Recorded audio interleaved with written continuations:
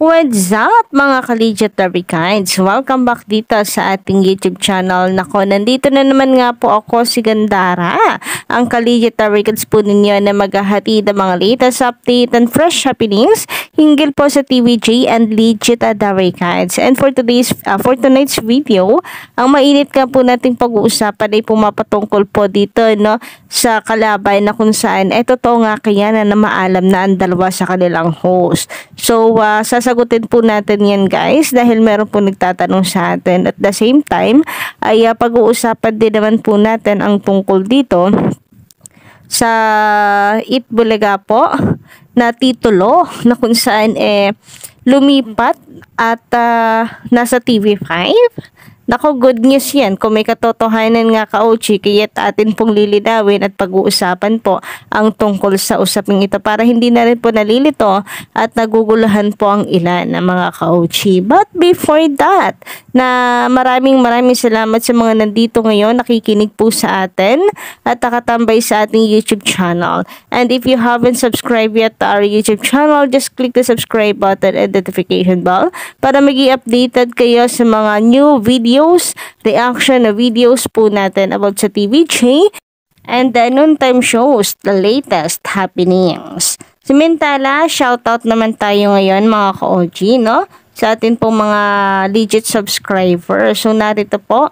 Shoutout po dito sa ating commentor. Ayan, pinapa-shoutout po niya ang Dianito family. Ayan, magandang gabi po sa inyo, Dianito family, kung tama po yung pronunciation natin. But anyway, wala po siyang username, so Dianito family na lang po ang ating isa-shoutout for tonight. And ganun din po dito sa matagal na rin po nating subscriber na si Sir Norberto Ragin.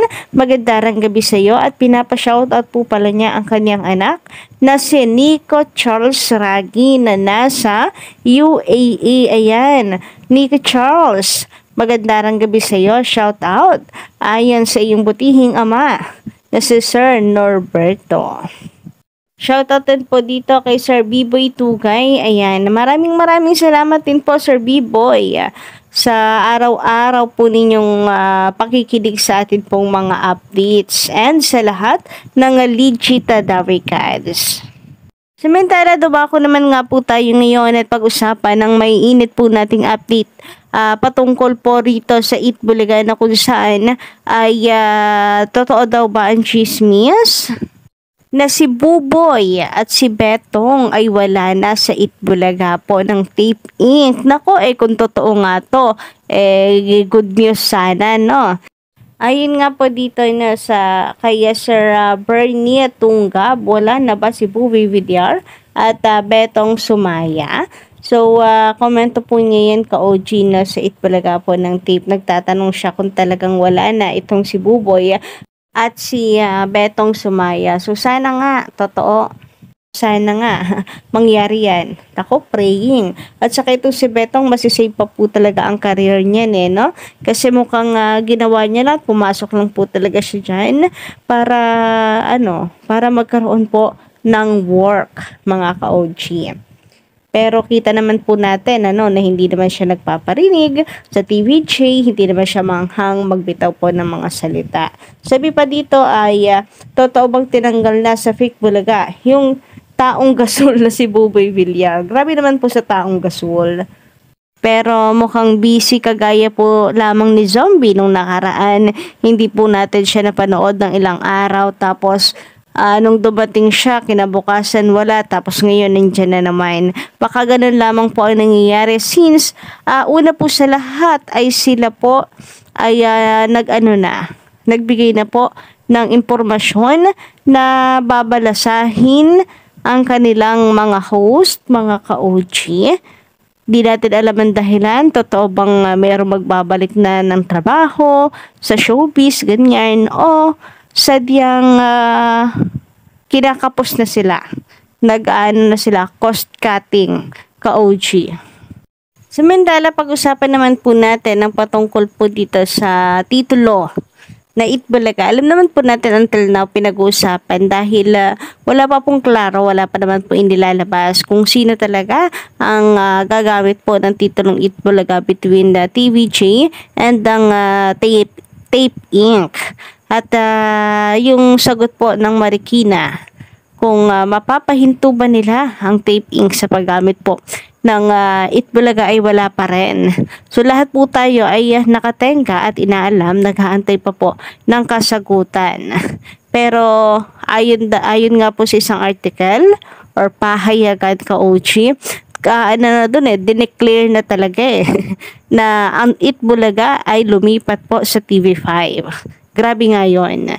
So basahin nga po natin ang post dito ni EAT. Ito ang true na kung saan natuwa po siya dito sa kanyang nabasa na Itbulaga po talaga ang pinagdiinan nila na lumipat po dito sa TV5. So parang tama yung kanyang caption na kinikilala na Itbulaga ay sa TV5. Yung sa kabila, hindi yun Itbulaga. Kasi naman, paano mo tatawaging Itbulaga itong kabila? Kayong hindi naman po sila ang Tito Vic and Joey. Ang EB, sininumus na po yan ng Tito Vic and Joey. Biruin nyo nga po sa YouTube algorithm kapag sinearch mong Itbulaga live, ang lumalabas TVJ. O, diba? Sininumus na po kasi talaga yon. Kahit sa Facebook, search nyo Itbulaga, mukha po ng TVJ ang lalabas. Kahit po siguro sa ano pa yan sa Google, ay TVJ pa din po talaga ang lalabas. Ang sabi nga po dito mga ka-OG, bago magsimula ang ETV5, no, may nakita akong litrato sa pahayagan na nagsasaad na ang kinikilala nilang Itbulaga ay yung nasa TV5, yung nasa GMA, di daw Itbulaga yon. So malaking sampal po ito sa ibang noontime show. So kaya sana makita to ng TVJ at dito pa lang naliligayahan na ang mga fans ng lihitimo at nagmamayari ng Itbulaga. Hashtag ito ang true. Kasi naman nga po, nakasulat po dito mga ka-OG sa larawan, while Itbulaga, napakalinaw ha, Itbulaga has found a new home in TV5. So ayan, habang Itbulaga nga raw po ay nakatagpo ng bagong tahanan sa TV5, its future is still uncertain. There are all questions about its move to the kapatid channel. Will it net the same level of viewership as when it was in GMA7? Nako, parang ganun din naman po mga ka-OG.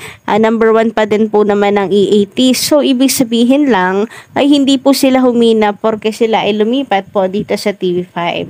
Anyway, sabi pa dito, the same amount of sponsorships. Nako, baka nga po malagpasan pa ka-OG ang mga dati pong sponsors ng Itbulaga nang sila ay lumipat na sa TV5. So, the same impact sa Filipino viewers and society in general. The answer? Most likely, this is not the first time of Itbulaga has faced a controversy. So, iba kasi talaga kapag Itbulaga ng TVJ, very relevant po talaga yan. Kaya, wag na tayo magtaka kung talagang pinag-uusapan po ito sa social media. Pero ang maganda po doon sa ating nabasa ay while daw na lumipat ang Itbulaga sa TV5. So, ibig sabihin, talagang tinutukoy nila na ang TVJ is Itbulaga kasi TVJ naman po lumipat sa TV5 pero ang nakalagay po sa article ay while Itbulaga. Yan. Itbulaga po ang nakahanap ng bagong tahanan sa TV5. So, ibig sabihin lang nun, Itbulaga po talaga ang pagkakakilala nila sa TVJ. Anyway, shoutout naman po dito kay Sir Mike Lopez. Sabi niya dito, wala namang problema kina Jose at Wally. Ang problema itong si Zombie. Mula nang binigyan ng importansya ng TVJ, feeling sikat at nakakatawa siya.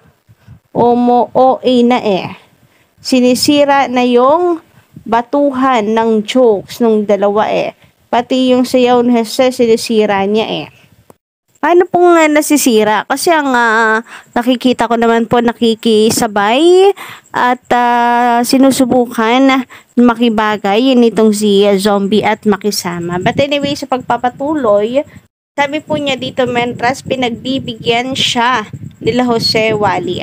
Pati sa pakikipag-usap sa contestant ay sumisingit kahit nagsasalita pa si Jose. Ano ba yan? Parang nananadya eh. Pansinin niyo yung kilos niyan sa sugod bahay. Malalaman niyo kung tama nga ako. Well, siguro nirereklamo niyo po is timing kasi okay lang naman pong sumingit mga ka-OG. Maganda nga po sumisingit para naman ay maano po. Kaysa naman sa nakatameme lamang po siya display at nakatunga nga doon. So, ang kailangan lang siguro talaga timing ka-OG, no? At wala naman pong masama na mag-try na magkamali. At least ay sa araw-araw na enhance po mga ka-OG, no? And naalala ko po ang bili naman nitong si Jose Manalo kay Mengay noon. Sige lang, bato ka lang na bato ng jokes, sumingit ka lang ng sumingit, sasakyan namin. Susuportahan namin. So, malamang sinusuportahan din po iyon nila Jose Manalo and hindi naman nila nakikita yun as pangbabastos mga ka-OG. Kasi unlike nga po sa kanila na matagal na ang host, si Zombie ay bago pa lang.